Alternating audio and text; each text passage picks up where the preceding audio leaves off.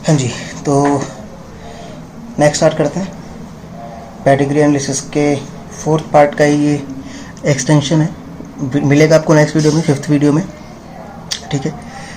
X linked dominant, x linked recessive, autosomal की बात कर चुके हैं। अब हमने बात करनी है वाई लिंक्ड की। देखिए, वाई लिंक्ड डिसऑर्डर का मतलब क्या है कि जिस जीन की वजह से डिसऑर्डर हो रहा है वो वाई क्रोमोसोम पे प्रेजेंट है। वाई क्रोमोसोम ऑब्वियसली मेल में होता है, फीमेल में तो होगा भी नहीं, तो इसमें इतना ज़्यादा दिमाग लगाने की ज़रूरत भी नहीं है। तो मेल के केस में हम लोग वाई लिंक को पढ़ सकते हैं, फीमेल के केस में तो सोच भी नहीं मत लेना। कभी लॉकडाउन में पड़े पड़े का दिमाग खुराफात करने लग जाए तो ऐसे खुराफात मत करना। तो यहाँ पे जो भी डिजीज़ दिख सकती है वो मेल में दिख सकती है, फीमेल में दिखने का चांस ही नहीं, फीमेल में वाई क्रोमोसोम होता ही नहीं, ठीक है। अब डिजीज़ ये डोमिनेंट भी हो सकती है, डिजीज़ ये रिसेसिव भी हो सकती है, यानी कि वाई लिंक डोमिनेंट भी हो सकता है, वाई लिंक रिसेसिव भी हो सकता है। देखते हैं, मान लिया एक जीन ए है, उसके 2 एलील्स हैं, एक कैपिटल ए एक स्मॉल ए। एलील का मतलब क्या है कि एक जीन के 2 अल्टरनेटिव फॉर्म्स, उनको हम एलील कहते हैं। एलील को डोमिनेंट तब बोलते हैं जब वो अपना इफेक्ट शो करता है हेटेरोजाइगस कंडीशन में भी, यानी कि अगर कैपिटल और स्मॉल दोनों एलील साथ में है तो जो वहाँ पे अपना इफेक्ट शो कर रहा है वो डोमिनेंट है। और डोमिनेंट को हम रिप्रेजेंट करते हैं कैपिटल तो जो डोमिनेंट है उसे रिप्रेजेंट करते हैं कैपिटल से, रिसेसिव को रिप्रेजेंट करते हैं हम लोग स्मॉल लेटर से, ठीक है।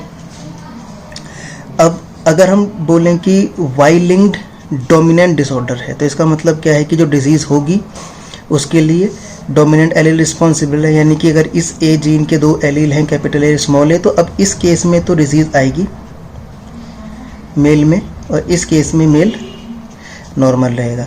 अगर हम बात करें वाई लिंक्ड रिसेसिव की तो इसका मतलब कि इस जीन के अगर 2 कॉपी हैं तो इसकी वजह से डिजीज़ आएगी, इसके होने पे मेल नॉर्मल रहेगा, ठीक है।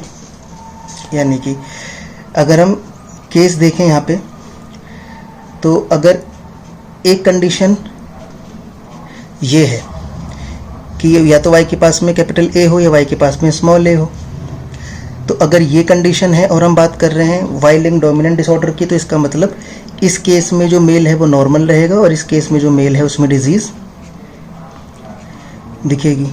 अगर हम बात करें रिसेसिव की तो 2 कंडीशन फिर से पॉसिबल हैं, या तो रिसेसिव एलील होगा या रिसेसिव एलील नहीं होगा, ठीक।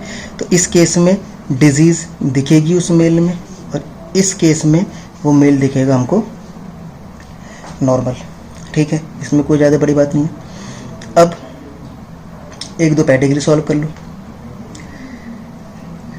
मान लिया एक पेडिग्री आपको ऐसी दी हुई है, सपोज कि ये एक फादर मदर इनकी प्रोजेनी हैं जिनमें कि 2 मेल हैं और एक फीमेल है। इसने बोल रखा है कि फादर में डिजीज़ है, इसने बोल रखा है इसकी कि दोनों सन में डिजीज़ है। तो क्या ये वाई लिंक डिसऑर्डर को फॉलो करता है नहीं करता? डोमिनेंट और रिसेसिव को कोई फ़र्क नहीं पड़ता है, केस सब में एक जैसे ही रहेगा।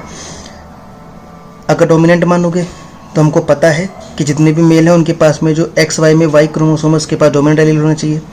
रिसेसिव मानोगे तो हम कहेंगे कि डिजीज़ है तो रिसेसिव होना चाहिए, एक ही कंडीशन है, कोई ज़्यादा बड़ी बात इसमें है नहीं। तो इसका मतलब क्या है कि अगर फादर में डिजीज़ है और हम माने चलो डोमिनेंट मान लेते हैं कि डोमिनेंट डिसऑर्डर है, तो इसकी डोमिनेंट की वजह से हो रहा होगा, तो तीनों के पास में डोमिनेंट होगा। मदर के पास में डोमिनेंट हो एलील हो उसका कॉन्सेप्ट आता ही नहीं, क्योंकि मदर के पास में वाई है ही नहीं। तो वाई लिंक डिसऑर्डर को ट्रेस करना सबसे ज़्यादा आसान है। मतलब वाई लिंक में देखो क्या है कि अगर ये फादर इसके पास में एक्स वाई है, ठीक, तो इससे जितने भी सन प्रोड्यूस होंगे उन सन के पास में यही वाई क्रोमोसोम जा सकता है। अब अगर इस फादर के पास में कोई वाई लिंक डोमिनेंट डिसऑर्डर है, यानी कि इस फादर के पास में वाई क्रोमोसोम पे वो डोमिनेंट एलील या वो रिसेसिव एलील प्रेजेंट है जिसकी वजह से डिजीज़ होगी, तो ये अपने सारे सन को वही वाला तो वाई क्रोमोसोम ट्रांसफ़र करेगा, इसके पास में कोई दूसरा ऑप्शन तो है ही नहीं। तो सबके पास में यही कंडीशन आएगी। यानी कि यहाँ पे मेन चीज़ क्या है कि अगर फादर में डिजीज़ दिखेगी तो उसके सारे सन में डिजीज़ दिखेगी दिखेगी, उसकी डॉटर पे कोई फ़र्क नहीं पड़ेगा अगर वाई लिंक्ड की बात कर रहे हैं, ठीक है।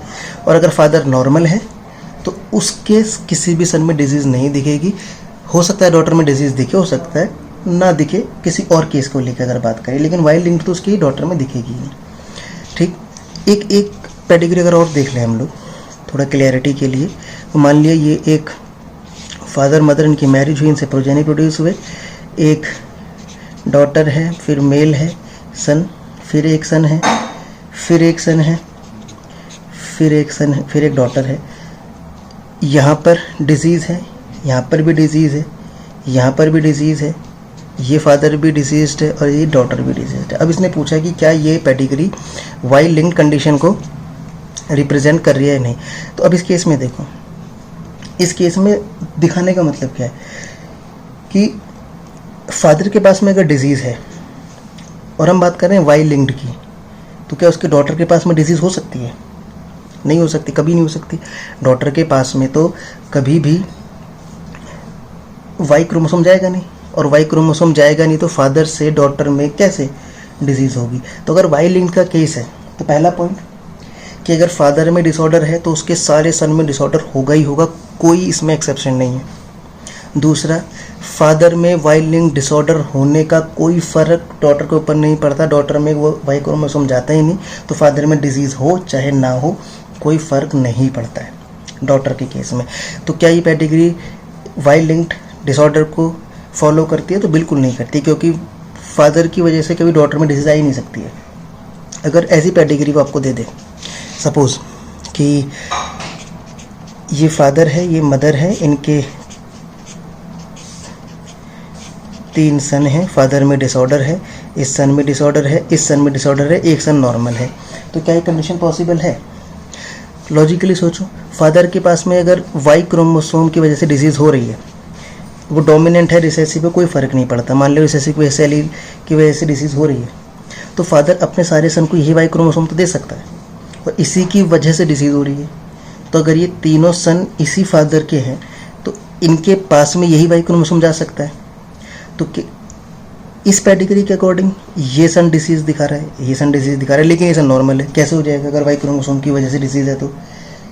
तो वाई ट्रेट को चेक करना सबसे आसान है, क्योंकि यहाँ पर सीधी सीधी बात है कि अगर फादर में है तो सन में होगी, डॉटर में नहीं होगी, और सारे सन में होगी, कोई सन बचेगा भी नहीं, ठीक है। आगे मैं अभी एग्जांपल कराऊंगा और ज़्यादा, तो और क्लैरिटी आ जाएगी, ठीक है। तो ये थोड़ा ध्यान रखो।